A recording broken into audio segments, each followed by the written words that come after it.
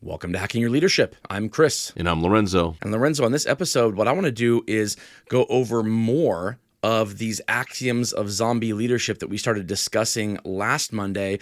We had a considerable amount of feedback from our listeners that liked the discussion and asked for more of them. There's a few of them on this chart that I found, and they wanted us to go over more of them. And there are specific ones that we had people mentioned more than others as ones that they had maybe a more difficult time wrapping their heads around, and want us to go over what we think about them or why we think that that these have been debunked, or these are things that we should let go of and move forward with a different way of thinking. And so I like this. We respond to our listeners and want to meet people where they are. So I want to go over a few more of these axioms of zombie leadership. Yeah, it sounds good. I at first when we went through this and talked about it, I was like, "There's some good stuff in here," but I think you're right. Like, there's a lot of dialogue that is around. Again, what are the things that we have maybe always subscribed to that we need to second guess and really talk through and figure out? And then what are the things that we know for a fact are going to continue to be real elements of leadership? Always, maybe, or at least much, much longer term. Right. And, because, this show isn't scripted, and we don't kind of go over bullet points in advance of okay, you're going to say this and then I'm going to say this. We just kind of discuss the topic based on our own thoughts about it. This was one of those episodes last Monday where in my mind, what I thought the conversation was going to be about or how engaging it was going to be was at one level, but I think it was higher than what I thought it was going to be. I think there was more to discuss than what I thought there was to discuss when I initially thought, let's talk about this thing. And so whenever that happens, and I feel like I wish we had more time to talk about this, that I think it's a good idea to go back and revisit it again. The first one of these axioms I want to talk about is this idea that there are specific qualities that all great leaders have.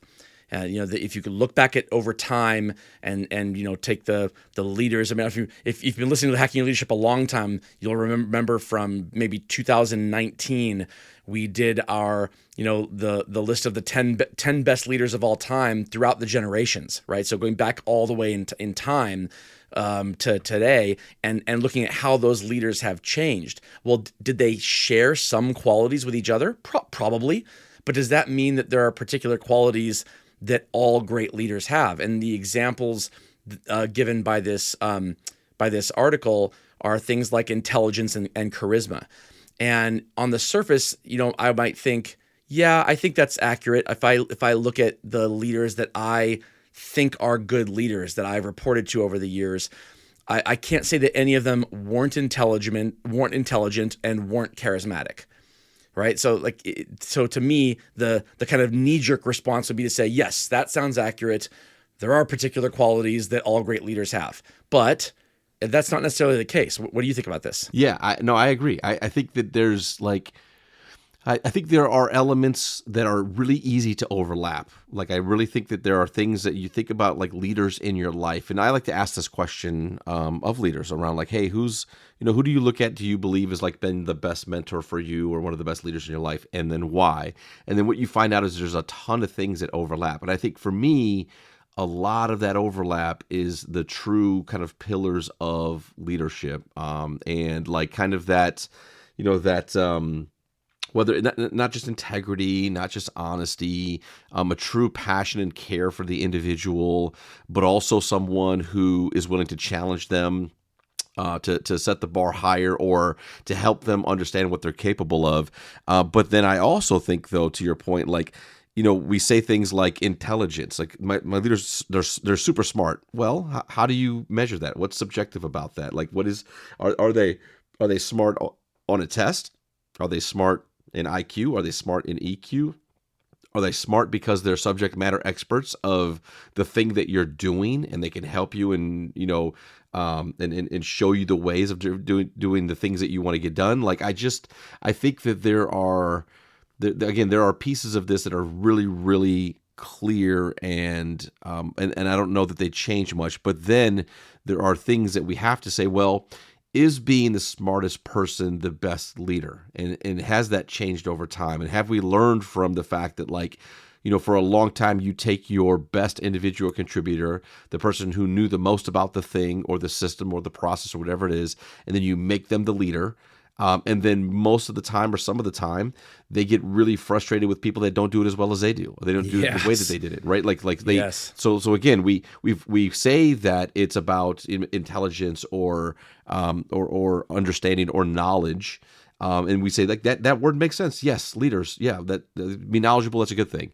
But what's the context? What's the element of this? Have we seen it actually have a positive impact on leadership, or do we have a lot of examples where that has not worked out in the way that you would expect it to work out when we tie, a leader to just, the nomenclature or the word that we think that they are, not realizing that how they apply what that is to people is a larger factor. Right. I look at it in the context of, you talk about your three pillars of leadership, right? Vision, clarity, and support. And you mentioned it briefly at the beginning here about the things that you look for from leaders.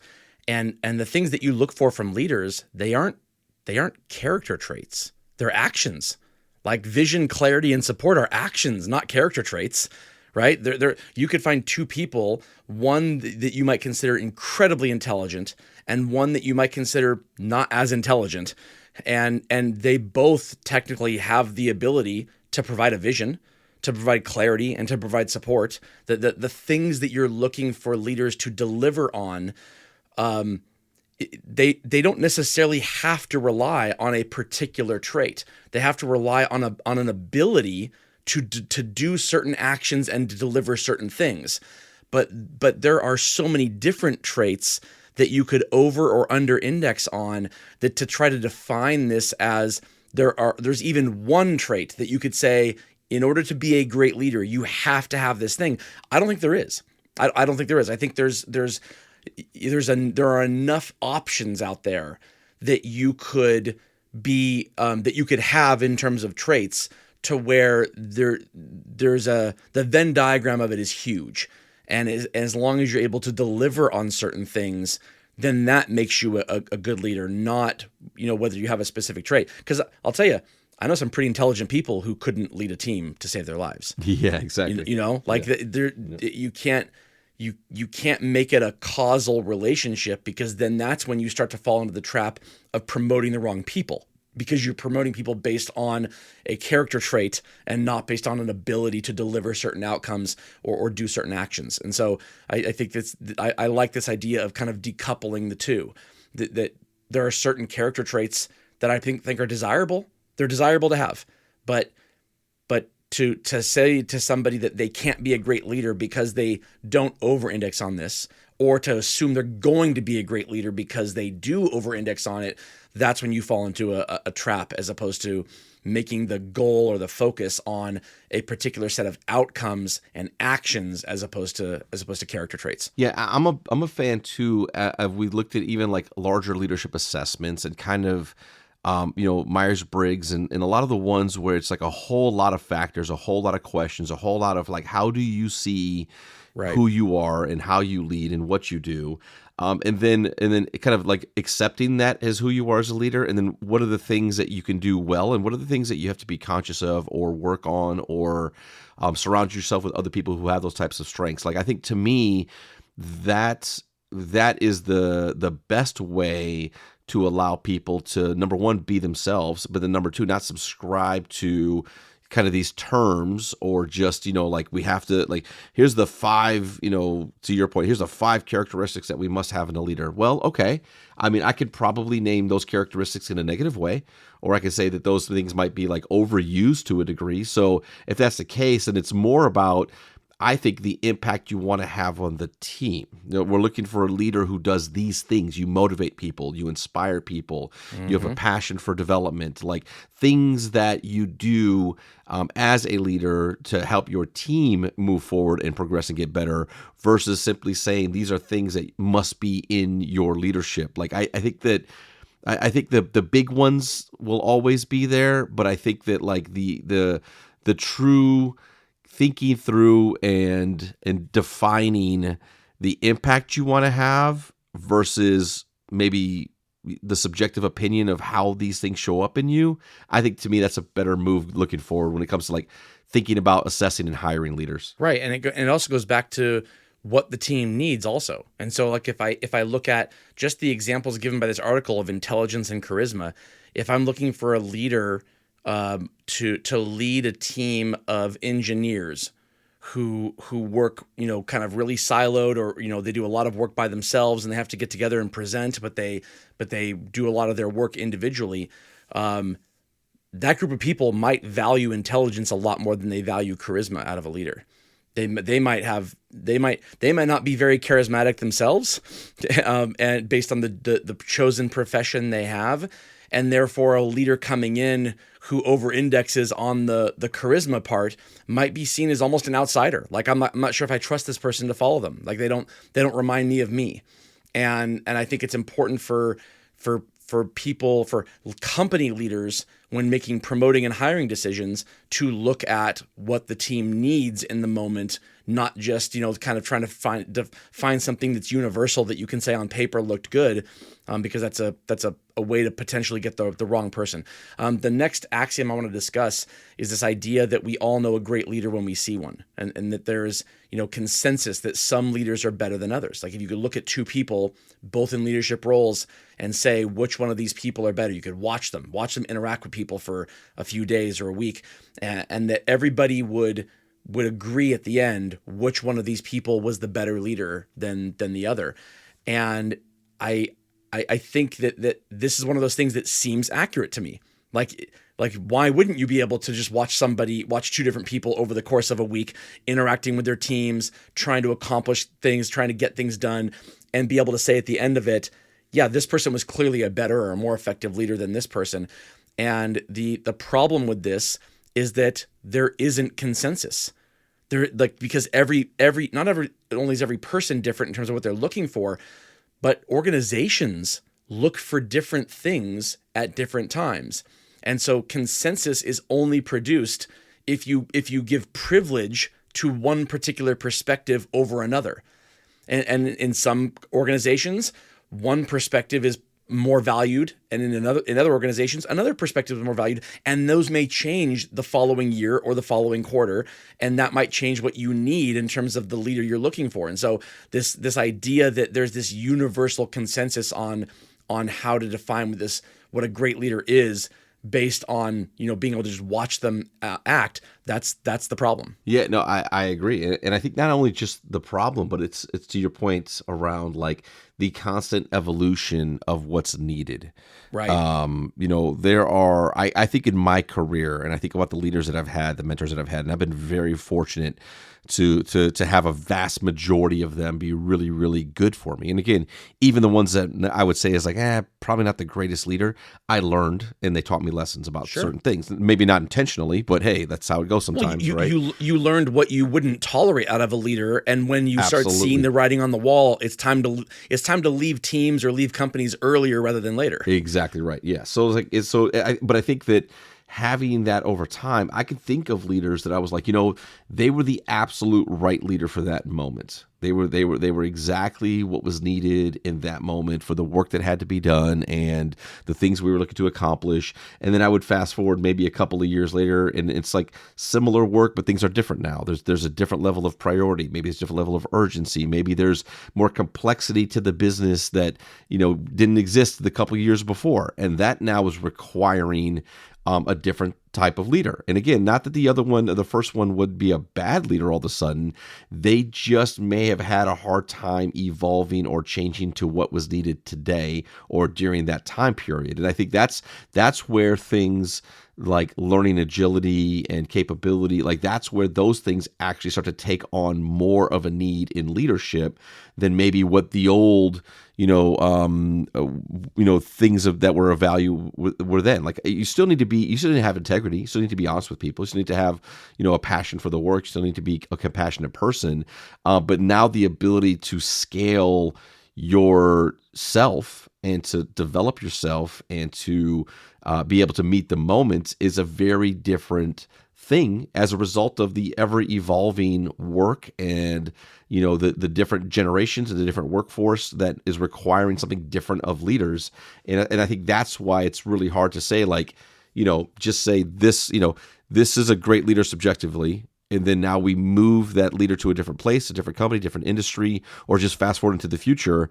We might not have that same opinion because other things around them have changed and adjusted, and maybe that's something that they are struggling with. Right. So I look at I'm not going to name any companies here because I don't want to have it make it potentially accidentally sound like I'm thinking that one is better than the other, right? But if everybody listening just kind of thinks about it, I'm sure you could think of companies where the culture of that organization is very top-down hierarchical, right? There's a leader, and then that person has a leader, and that person has a leader, and there's a like you're not supposed to go above your leader's head to somebody else. You're supposed to get the problem solved on your team and then have it move up. And then there are other organizations where it's much more of a flattened organization, right? Where where individual relationships are encouraged amongst all layers or levels of the organization, where the CEO says, I have an open door policy, and they actually mean it, like that, those kind of things.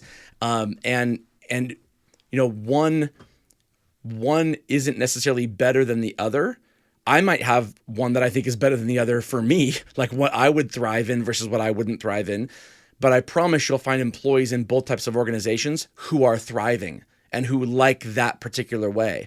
And so to try to say that, but if you took a leader in one of those organizations and stuck them in the other kind of organization, it's likely that leader would fail. It's likely a leader who is used to a flattened kind of spiderwebbed organization where everybody talks to everybody, that if you put them in one that is hierarchical, they would not thrive. They would eventually leave because they would, if they're a great leader, they'd try to change the system, right? And then if they couldn't, they would leave.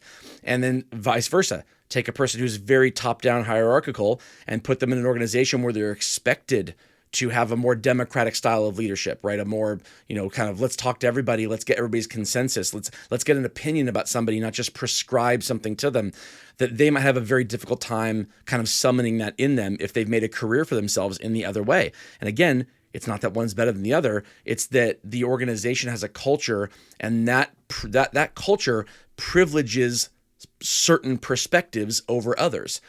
But what's working for the organization is really objective, right? Is the turnover low? Is the engagement high? Are the results there? If it's a public organization, is the share price up? Like, those are things that you look at, and if those things are all there, then it's really difficult to argue that the type of leadership there is not good or is the wrong type of leadership. And so again, this idea that you can look at a leader and say that's a good leader or this is not a good leader, I don't like that, because you could take the fish out of water, so to speak, and they would no longer seem like a good leader. Absolutely. And with that, it brings us to this episode's 1 minute hack. But first, a few words from our sponsors. All right, for this episode's 1 minute hack, here's what I want you to do. Go to the link in the podcast description and click on it, and it will show you a screenshot that I took of this chart, this table of axioms of zombie leadership. And you can read through them. There's 7 or 8 of them, and read through them from the perspective of thinking about what are kind of things that you've brought with you that are leading you to believe that these things are true, when in actuality they aren't. In actuality, there's information out there that should be able to tell you that this is not true anymore and you should let go of it. If you're a leader, and especially if you're one that makes hiring decisions, these are very, very important to discard, because they will lead you to make poor hiring decisions and promoting decisions if you are looking for the wrong things in a person, or if you're kind of boxing yourself into a certain thought process or mental model when making these decisions, versus kind of opening it up and broadening your perspective a little bit on what the potential is versus what the potential isn't when making these decisions. So go through them, look at them, kind of look at yourself in the mirror a little bit, and think about the ones that you've kind of brought with you, because we all do it. We absolutely all have brought these things with us because of our own lived experiences, and they're all different. And some of them are like, there are some that I looked at and went, that's ridiculous. I don't think that's a problem anymore. And there are some where I looked at and went, why do they think this isn't true? That's clearly still true. And then we discuss it and go, oh yeah, I can see why that isn't true anymore. So we all have our own differences that lead us to believe certain things. And some of these things are going to be much easier to let go of than others, but read through it. And the ones that are tougher to let go of, put your focus and your energy there. Yeah, I like that. I think that it's so true. Like these are things, like, there are plenty of things that I've subscribed to over the years, plenty of sayings, plenty of approaches. Like one of the most recent ones, and I love this one, is like, I tend to say like meeting people where they're at, right? It was like, yeah, meet somebody where they're at. You're like, yeah, that makes sense. Meet them where they're at. And well, now what if you have two people that are lost? Right. Right. Like just a funny way to think about that. It's like, yeah, well, like when you say you want to meet somebody where they're at, if they are so far from where they need to be, or they are so far from the expectation, you're going to spend a lot of time doing work to get someone to just the minimum expectation, and that's not actually helpful at all. Like there has to be a line there to say, like, well, yeah, while in theory I want to meet you where you're at, where you have to be is very close to where you're supposed to be. Because Right. if you're nowhere near where you're supposed to be, well, now both of us are lost, and we're both spending time in a space that's not helpful in moving things forward or progressing. And so I just like that idea, because it's such an easy term to say, and something that I've said a million times. But if you don't really understand what you're saying, or in the context of how you're doing it, or what you're talking about, it can definitely lead to a place where you're just not going to make any progress. Right. And this is how these things are created. This is how these axioms start, right? They start with someone saying something that sounds good or looks good on paper, but when picked apart or dug into, it's clear that it only applies in certain circumstances, not in every circumstance. And so it becomes a go-to. Something you say to somebody when you're trying to get them to do a good job, if you're a leader of leaders and you're trying to get somebody to be a better leader, and you use these things and say these things, and we don't realize that it could be doing more damage than good to say something to a person and just hope it's the soundbite that works, right? Like there more context is needed, and more actual leadership training and development is needed, not just something that feels good or looks good as a slogan. Absolutely. And with that, it brings us to the end of this episode. This is Hacking Your Leadership. I'm Lorenzo. And I'm Chris. And we'll talk to you all next time.